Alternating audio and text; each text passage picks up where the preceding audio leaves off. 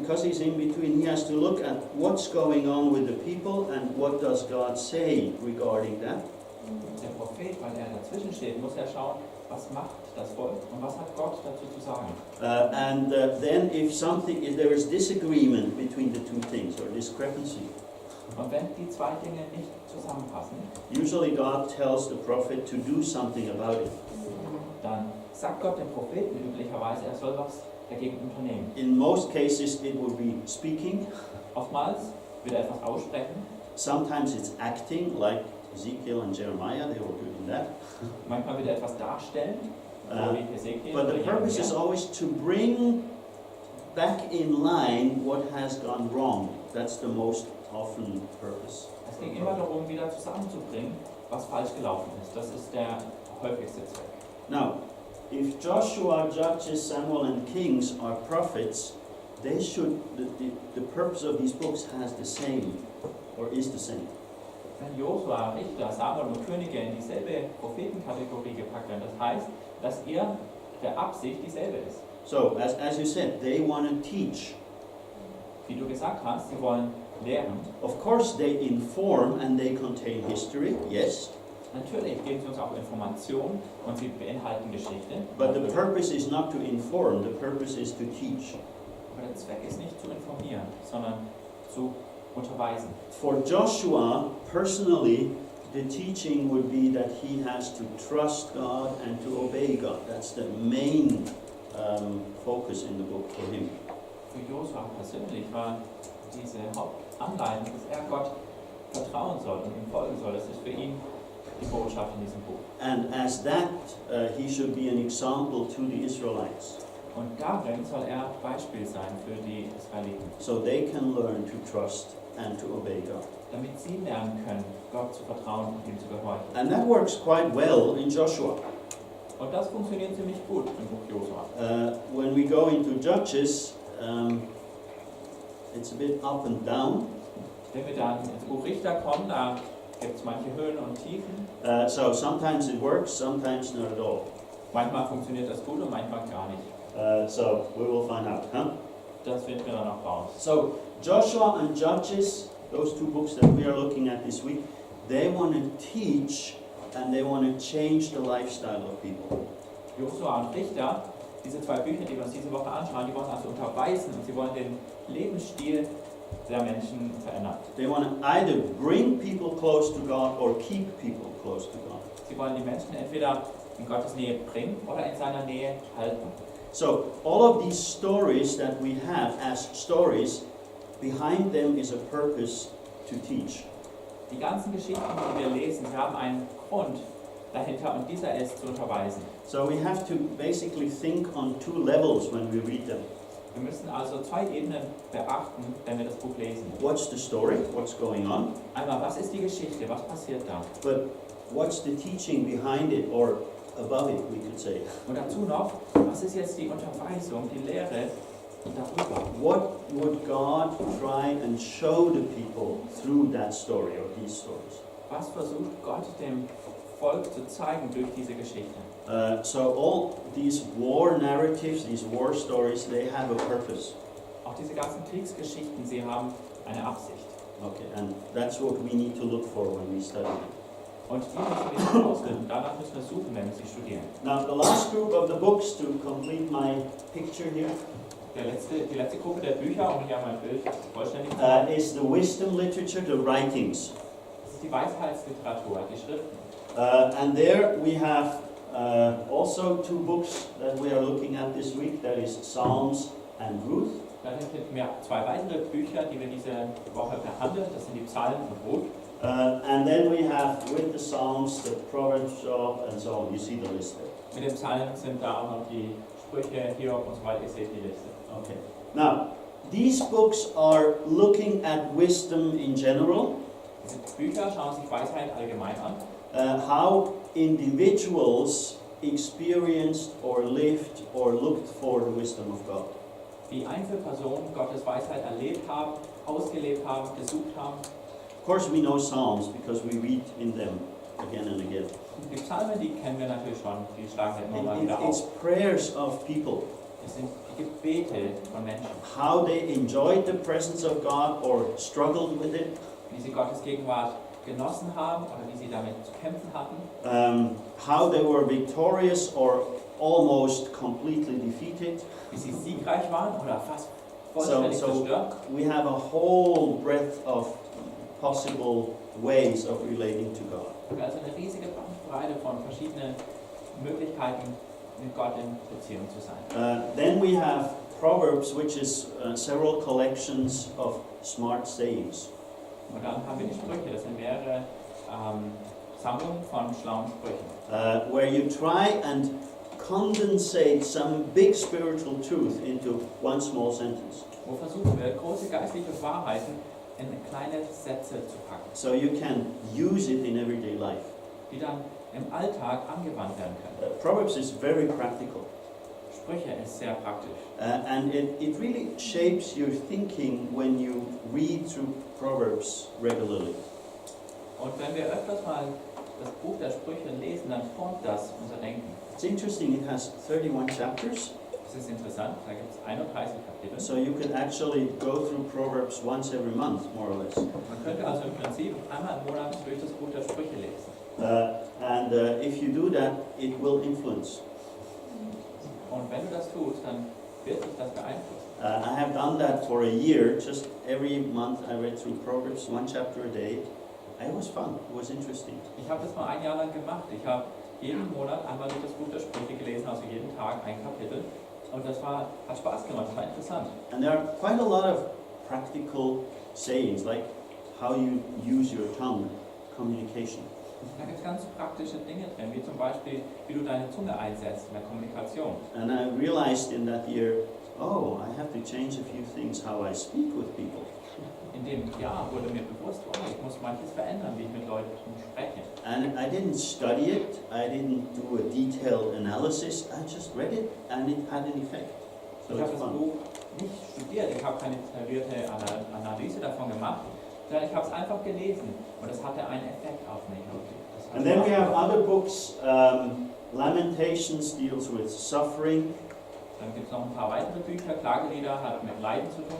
Ecclesiastes is more the philosophical approach to life and truth. Prediger, da sehen wir den philosophischen Ansatz zu Leben und Wahrheit.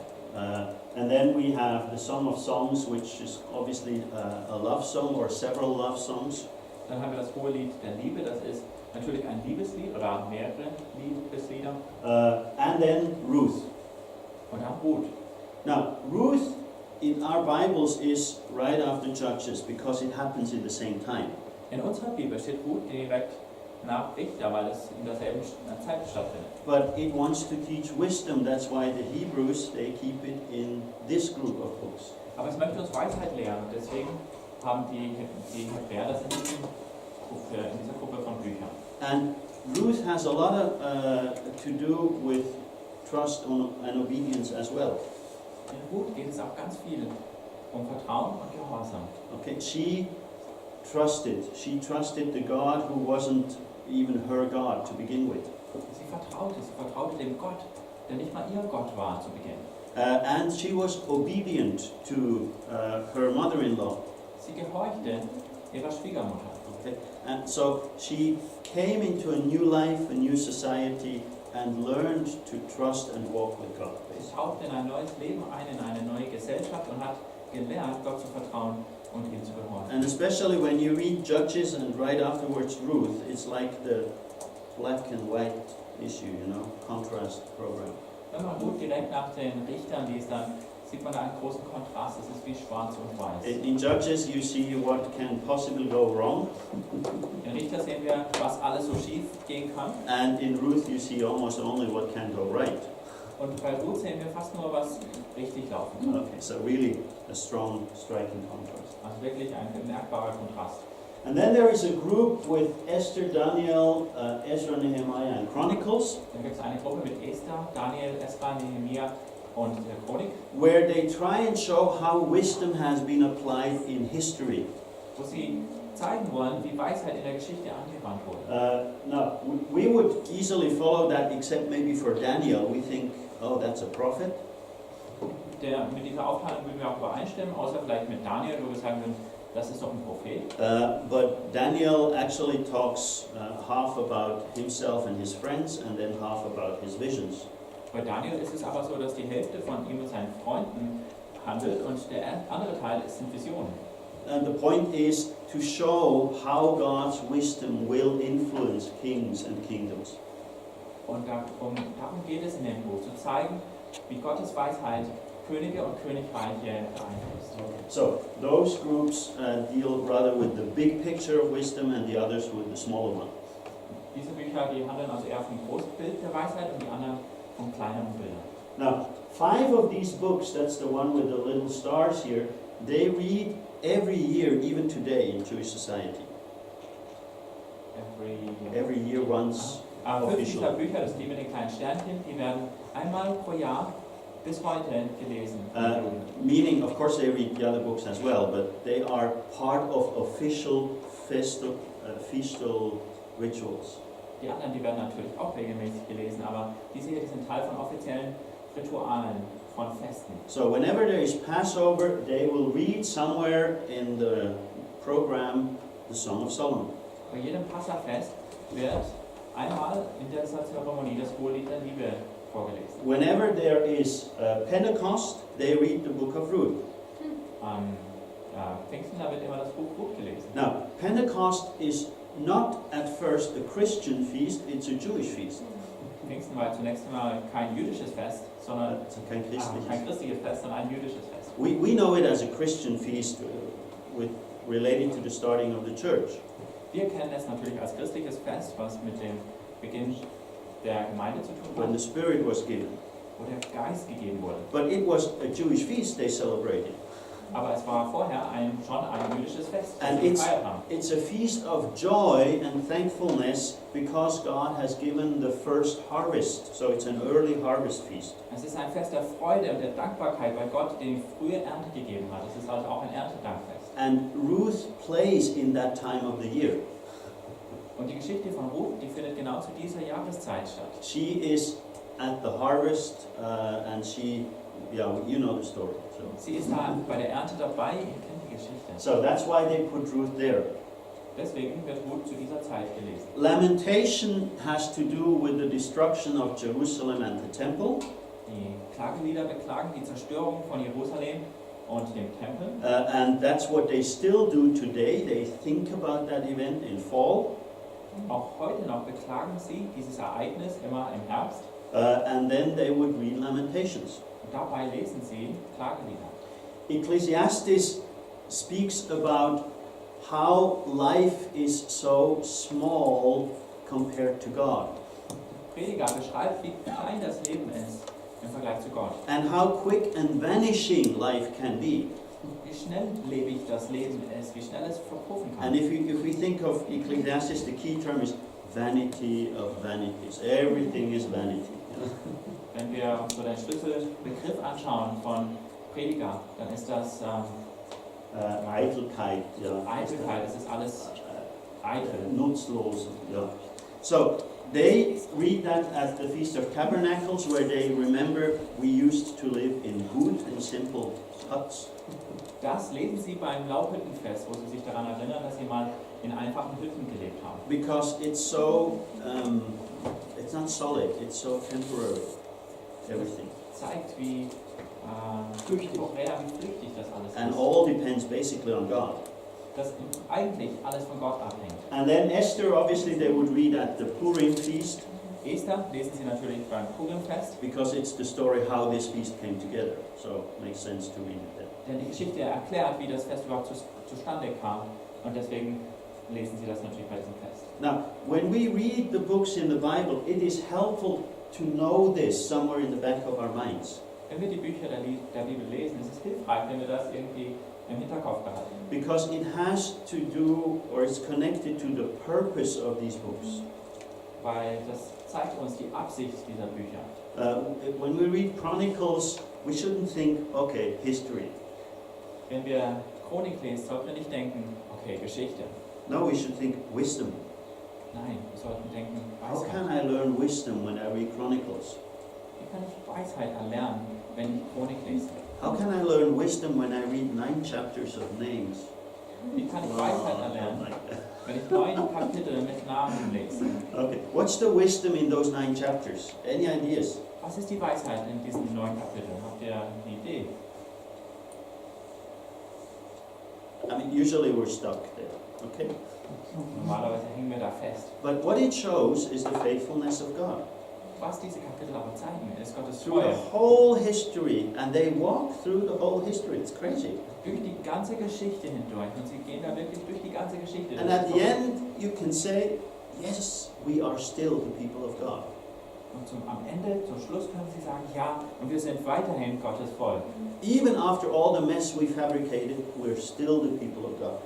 Den ganzen Schwachsinn, den wir produziert haben, wir sind weiterhin Gottes Volk. And it's one name after the other. So each one individually was responsible for his part in the story. Und dann folgt ein Name auf den anderen. Und das zeigt, jeder war für sich verantwortlich für seinen Teil der Geschichte. So it's the same with us. Genauso ist es bei uns. We are not responsible for the whole world. Wir sind nicht verantwortlich für die ganze Welt. We are not even responsible for Wyman.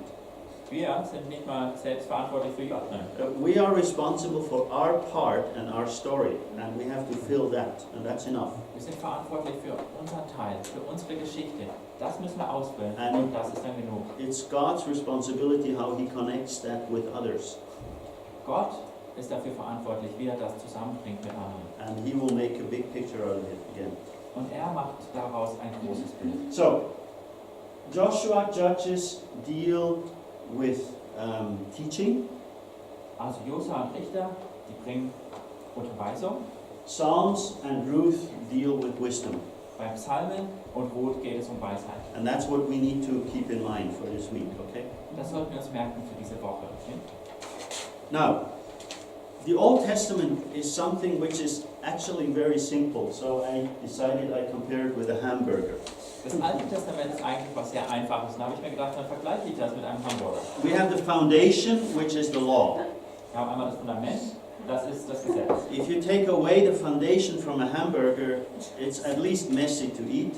Wenn man bei einem Hamburger das Brot unten wegnimmt, dann ist es zumindest mal schwierig, das zu essen. Okay, you have rather strange fingers afterwards. Man versaut sich die Finger dabei. But the point is, we need a foundation, and that's the law. Das soll zeigen, wir brauchen dieses Fundament und das ist das So, Gesetz. the prophets are using that foundation when they address the people. Die Propheten, die berufen sich auf dieses Fundament, wenn sie zum Volk sprechen. They argue from the law to the people. Sie argumentieren aus dem Gesetz zu den Menschen. God has shown in the first 5 books what is right, what is wrong. Gott hat in den ersten 5 Büchern gezeigt, was Recht ist und was Unrecht ist. He has helped the Israelites to find an identity. Er hat den Israeliten geholfen, eine Identität zu finden. And the prophets are now using this in order to communicate to the people. Und die Propheten, die benutzen das jetzt, um zu den Menschen zu kommunizieren. And if this works, people experience what is working out and sometimes what is not working out. Wenn das soweit funktioniert, dann erleben die Menschen auch, was dabei Gutes rauskommt oder auch was nicht so Gutes dabei And in rauskommt. their walk with God, they have to live that, they have to think about it, and that is what we find in the writings. Und auf ihrem Weg mit Gott müssen sie das ausleben, müssen sie das erleben und das sehen wir in den Schriften. They are joyful when things go right, Sie sind hoch erfreut, wenn die Dinge gut laufen. and they are really challenged when it's not working as it should. Und sie sind sehr herausgefordert, wenn Dinge nicht so funktionieren, wie sie sollten. Especially when you think, I know the law and I know what the prophet said, and it's not working. God, where are you? Vor allem, wenn sie der Meinung waren, ich kenne das Gesetz und ich weiß, was die Propheten sagen, aber trotzdem läuft es nicht. Gott, wo bist du? So we have passages like in Psalms where it says, why are you silent, God? Deswegen gibt es so Stellen wie in den Psalmen, wo es heißt, warum bist du still, Gott? So we have these experiences in here. Also, da sehen wir diese Erfahrungen von Menschen. And our books are in these 2 ranges here this week, okay? Und unsere Bücher diese Woche sind in diesen 2 Teilen. Now, there is one thing where you cannot compare the Old Testament with a hamburger, and that is, it's no fast food. In einem Aspekt kann man das Alte Testament nicht mit einem Hamburger vergleichen. Es ist nämlich kein Fast Food. It's a very slow food. Das ist das Gegenteil, das ist Slow Food. Okay. So, that would be like the big, very big picture if we look at where the books belong to. Das war jetzt der Überblick darüber, wo unsere Bücher hinpassen. I think I should make a break, is that correct? Or have a break? We can do it at 10:30. 10:30. We can hold it forward. No, it's okay, just that I don't forget. I tend to forget breaks, so throw a shoe or something.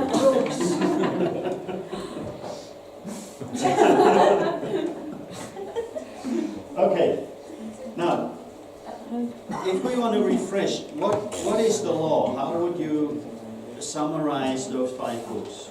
Denken wir nochmal zurück, wie würdet ihr das Gesetz zusammenfassen, diese 5 Bücher? Did you look at how they are connected? Habt ihr euch angeschaut, wie die miteinander verknüpft sind? I don't know, I'm just asking. So, Ich weiß es ja nicht, deswegen frage ich euch. I know they are overwhelming when you have to read them in a short time.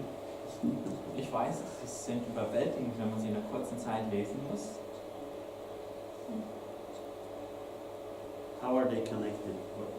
Why this? Wie sind die verknüpft? Wie passen die zusammen? In the books you see the progression of the covenant between Okay. God and then some people, and they are the people of Israel. Yeah. In den Büchern sehen wir, wie das mit dem Bund vorwärts geht, wie sich das entwickelt zwischen Gott und dem Volk Israel. And God uses the laws to help the people with keeping the covenant. Okay. Gott benutzt das Gesetz, um dem Volk zu helfen, den Bund zu halten. And that's what we see all over the books. It starts in Genesis and ends in Deuteronomy. Yeah.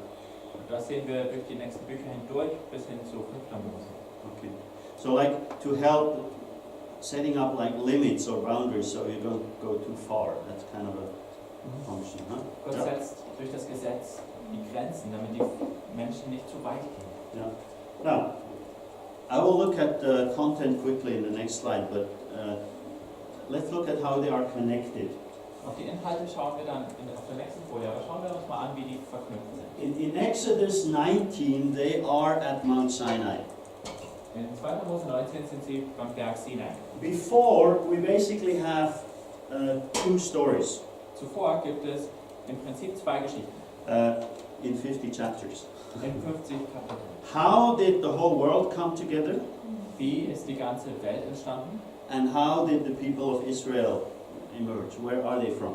Und wo kam das Volk Israel, wo kamen die her? So we have the first 11 chapters talking about the world, Also die ersten 11 Kapitel von 1. Mose, da geht es um die Welt. with what went right and what went wrong. Da sehen wir Okay. vieles, was gut war, vieles, was nicht gut war. And then we have from chapter 12 on basically the story of Israel, starting with Abraham. Und dann ab Kapitel 12 sehen wir die Geschichte Israels, beginnend mit Abraham. And of course, Abraham was no Israelite. Abraham war natürlich noch kein Israelit. He was actually a Babylonian. Der war tatsächlich ein Babylonier. And God said, I'll make something out of you. Und Gott hat gesagt, aus dir mache ich was. Okay, and then that starts or triggers the story of Israel as a people group.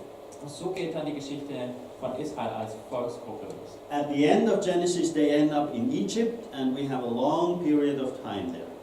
Am Ende von 1. Mose sind sie dann in Ägypten und verbringen dort eine lange Zeit. We have basically about 400 years, Etwa 400 Jahre, and they are summarized in the first couple of verses in Exodus. die von den ersten paar Versen in 2. Mose zusammengefasst sind. So obviously time was not the issue, whoever wrote this book. Es ging also nicht um eine detaillierte zeitliche Beschreibung. And then we have the first 18 chapters which explain that now is the time for them to enter their calling. Die ersten 18 Kapitel von 2. Mose beschreiben dann, dass es jetzt an der Zeit ist, in ihre Berufung einzutreten. So, what Joshua is doing starts actually in Exodus. Was Josua jetzt also ausführen wird, das beginnt eigentlich in 2. Mose. God says it's time for you to enter the land. Gott sagt, es ist jetzt Zeit, dass ihr ins Land eintritt. He liberates them from Egypt with various miraculous things going on. Er befreit sie aus Ägypten und mit einigen Wundern, die da passieren. But the goal is that they can enter the land, and that will happen in Joshua. Und das Ziel dabei war, dass sie das Land betreten können. Und So, das passiert jetzt mit Josua. This here connects to Joshua as well. Also das ist hier verknüpft mit Josua. Or he could say, that's the theory, and now Joshua has to do it. Und man könnte sagen, das war die Theorie und Josua muss es jetzt ausführen. Now that's of course grossly simplified, but okay. Es ist natürlich sehr vereinfacht gesagt. And then basically they leave Egypt and they end up at Mount Sinai. Sie ziehen jetzt aus Ägypten weg und kommen zum Berg Sinai. And now we have the rest of Exodus, Leviticus, and the first third of Numbers, all at Mount Sinai. Und dann haben wir den Rest von 2. Mose, ganze 3. Mose und den ersten Teil von 4. Mose, was alles beim Berg Sinai stattfindet. And it's 1 year. Und das dauert ein Jahr. So, several hundred years in all these books here, Also einige 100 Jahre in diesen ganzen Büchern. and 1 year here. Und da haben wir ein Jahr. Where is the emphasis? I don't think I need to ask a question. Worum geht es hauptsächlich in diesem Gesetz? The focus is so strongly on the time where they meet with God and He gives them their guidelines. Es gibt so einen deutlichen Fokus auf die Zeit, wo sich das Volk mit Gott trifft und wo er ihnen seine Regeln gibt. Now, this chapter here, you know, Dieses Kapiteltag, das kennt ihr. Day of Atonement, Der Versöhnungstag. you read Hebrews, Ihr habt ja auch Hebräer gelesen. that's very strongly related to the Day of Atonement. Das Buch Hebräer, das ist ganz stark verknüpft mit dem Versöhnungstag. Now, the proportion, I tried to keep the proportions more or less correct here on this graphic. Ich habe versucht, die Verhältnisse ziemlich akkurat darzustellen hier auf diesem Bild. And the Day of Atonement is right in the middle of that. Und der Versöhnungstag ist dann direkt in der Mitte. Usually in Hebrew thinking, what is in the middle is the most important. Und in der hebräischen Denkweise ist das, was in der Mitte steht, meistens das Wichtigste. So, if you read a text in the Old Testament, normally what is most important is in the center of the book. Wenn ihr also einen Text aus dem Alten Testament lest, dann ist das, was am wichtigsten ist, meistens in der Mitte des Buches. If it's not there, you usually find it at the beginning, Wenn nicht in der Mitte, dann findet ihr es meistens am Anfang. and if it's not there either, it's rarely at the end. Wenn es nicht am Anfang ist, dann ist es selten mal am Ende. And in Joshua, it's at the end. Bei Josua ist es tatsächlich am Ende. Okay, so that's how they work. I don't know why, but that's how they do it. So haben sie gedacht. Ich weiß nicht warum, aber So- so haben sie das gemacht. Leviticus 16 is in the center of the message. It's the most important. 3. Mose 16 ist direkt im Zentrum dieser Botschaft. Es It's ist das the day Wichtigste. where everyone can be reconciled with God and be one with God once a year. Der Tag, einmal im Jahr, wo jeder wiederhergestellt werden konnte mit Gott und in Beziehung mit ihm sein konnte. Yeah. And I tried to figure out once, is it actually also in the middle of the whole Pentateuch? Ich habe auch mal versucht herauszufinden, ob es vielleicht direkt genau in der Mitte des Pentateuch steht. So I used my computer to count words, Ich habe also meinen Computer dazu benutzt, um die Wörter zu zählen. obviously in Hebrew, not in our languages. Natürlich die Wörter in Hebräisch, nicht in And unserer it's Sprache. 46% after and 54% before, so it's almost in the middle of the whole Pentateuch. Dabei ist rausgekommen, dass es 46% vom Anfang und 54% vom Ende des Pentateuch Couple steht. weekend. Also also fast genau in der Mitte Ja. des Pentateuch. I would have loved it would have been exactly in the middle, but it's not. So, Mich hätte das sehr fasziniert, wenn es genau in der Mitte gewesen wäre, aber ungefähr. almost. So they have 38 years of wandering in Numbers 10 to Numbers 22, or end of 21. Dann gibt es 38 Jahre des Herumwanderns zwischen 4. Mose 10 und dem Ende von 4. Mose 21. So that's covered in 11, 12 chapters. Die ganze Zeit ist also in 11 oder 12 Kapiteln beschrieben. Very short summary. Eine sehr kurze Zusammenfassung. And then they come to the land of Moab, where Moses is basically giving them the last instructions before they shall enter.